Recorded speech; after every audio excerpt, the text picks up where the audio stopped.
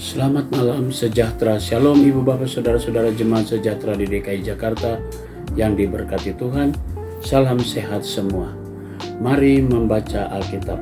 Bacaan Alkitab kita di malam hari ini terambil dalam surat Rasul Paulus yang pertama kepada jemaat di Korintus, pasalnya yang ketiga dan 4. Mari kita satu dalam doa. Bapa di surga, kami datang kembali dalam doa syukur kami di malam ini. Kami bersyukur untuk semua pemeliharaan Tuhan sampai hari ini. Sebelum kami masuk dalam tidur malam kami akan membaca bagian dari Alkitab yang berintikan firman Allah. Karena itu karuniakan Roh Kudus-Mu yang menguatkan kami, sehingga kami semua fokus dalam pembacaan Alkitab malam ini. Doa syukur kami di malam ini kami naikkan semua hanya dalam nama Yesus Kristus, firman yang hidup. Amin. Pembacaan Alkitab pada malam hari ini terambil dari 1 Korintus pasal 3 dan pasal 4. Pasal 3, perselisihan. Dan aku, saudara-saudara, pada waktu tidak dapat berbicara dengan kamu seperti dengan manusia rohani, tetapi hanya dengan manusia duniawi yang belum dewasa dalam Kristus. Susulah yang kuberikan kepadamu, bukanlah makanan keras, sebab kamu belum dapat menerimanya. Dan sekarang pun kamu belum dapat menerimanya, karena kamu masih manusia duniawi. Sebab jika di antara kamu ada iri hati dan perselisihan, bukankah hal itu menunjukkan bahwa kamu manusia duniawi dan bahwa kamu hidup secara manusiawi? Karena jika yang seorang berkata, aku dari golongan Paulus, dan yang lain berkata, aku dari golongan Apolos, bukankah hal itu menunjukkan bahwa kamu manusia duniawi yang bukan rohani? Jadi, apakah Apolos, apakah Paulus, pelayan-pelayan Tuhan yang olehnya kamu menjadi percaya, masing-masing menurut jalan yang diberikan Tuhan kepadanya? Aku menanam, Apolos menyiram, tetapi Allah yang memberi pertumbuhan. Karena itu yang penting bukanlah yang menanam atau yang menyiram, melainkan Allah yang memberi pertumbuhan. Baik yang menanam maupun yang menyiram adalah sama, dan masing-masing akan menerima upahnya sesuai dengan pekerjaannya sendiri. Karena kami adalah kawan sekerja Allah, kamu adalah ladang Allah, bangunan Allah.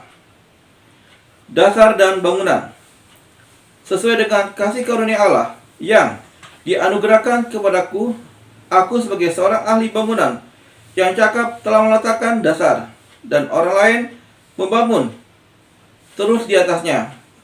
Tetapi tiap-tiap orang harus memperhatikan bagaimana ia harus membangun di atasnya.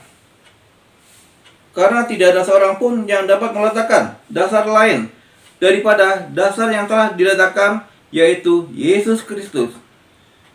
Entahkah orang membangun di atas dasar ini dengan emas, perak, batu permata, kayu, rumput kering, atau jerami. Sekali kelak pekerjaan masing-masing orang akan nampak, karena hari Tuhan akan menyatakan, sebab ia akan nampak dengan api, dan bagaimana pekerjaan masing-masing orang akan diuji oleh api itu.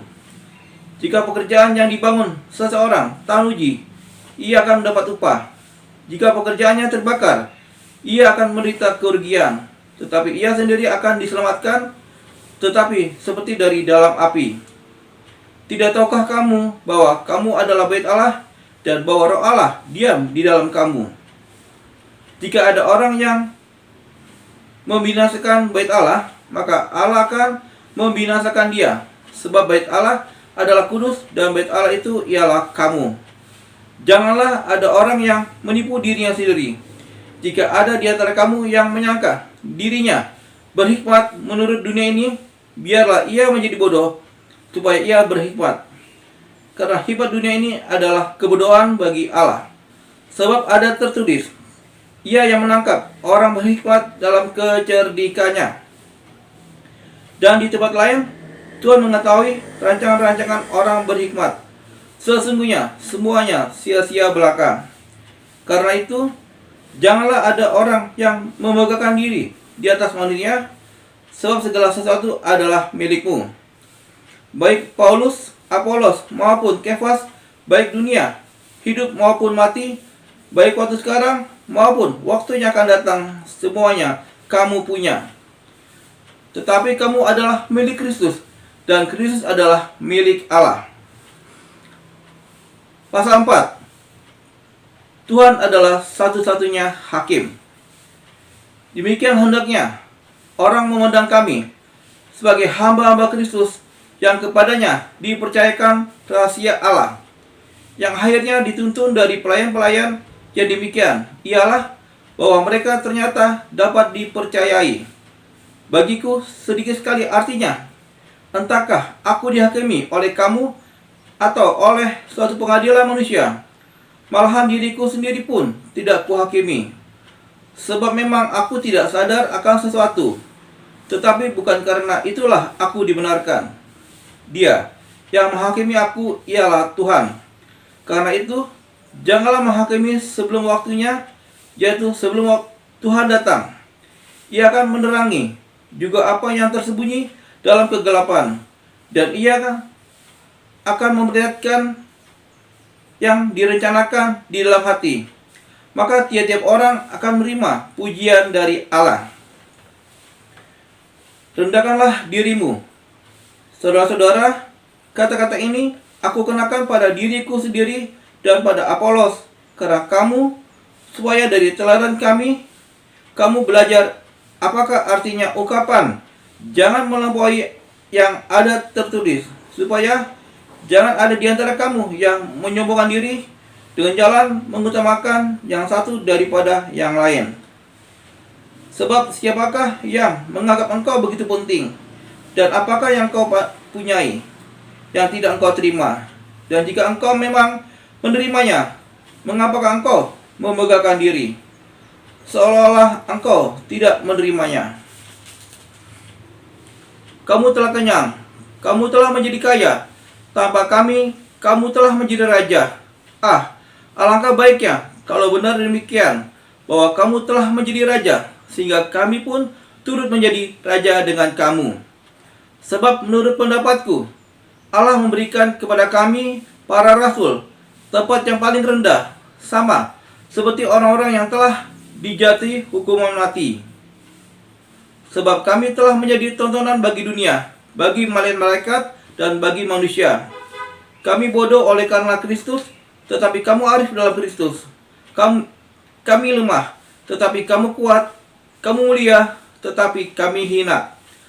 Sampai pada saat ini, kami lapar, haus, telanjang, dipukul, dan hidup mengembara. Kami melakukan pekerjaan tangan yang berat. Kalau kami dimaki, kami memberkati. Kalau kami dianiaya, kami sabar. Kalau kami difitnah, kami tetap menjawab dengan ramah. Kami telah menjadi sama dengan sampah dunia, sama dengan kotoran dari segala sesuatu sampai pada saat ini. Hal ini kutuliskan bukan untuk memalukan kamu, tetapi untuk menegur kamu sebagai anak-anakku yang kukasihi. Sebab sekalipun kamu mempunyai beribu-ribu pendidik dalam Kristus, kamu tidak mempunyai banyak bapa. Karena akulah yang dalam Kristus Yesus telah menjadi bapamu oleh Injil yang kuberitakan kepadamu. Sebab itu, aku menasihatkan kamu, turutilah teladanku. Justru itulah sebabnya aku mengirimkan kepadamu Timotius, yang adalah anakku yang kekasih dan yang setia dalam Tuhan. Ia akan memperingatkan kamu akan hidup yang kuturuti dalam Kristus Yesus, seperti yang kuajarkan di mana-mana dalam setiap jemaat. Tetapi ada beberapa orang yang menjadi sombong karena mereka menyangka bahwa aku tidak akan datang lagi kepadamu. Tetapi aku segera datang kepadamu kalau Tuhan menghendaki. Maka aku akan tahu bukan tentang perkataan orang-orang yang sombong itu, tetapi tentang kekuatan mereka.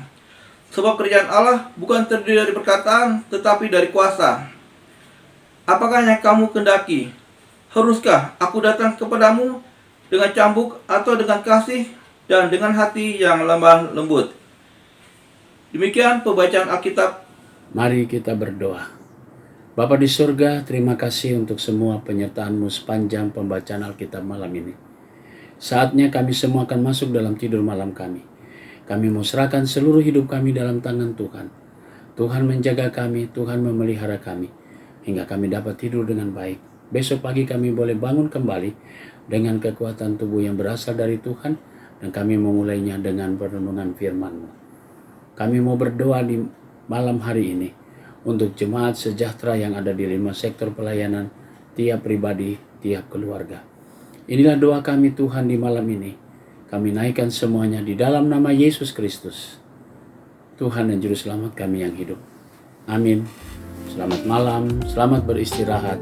Tuhan memberkati saudara.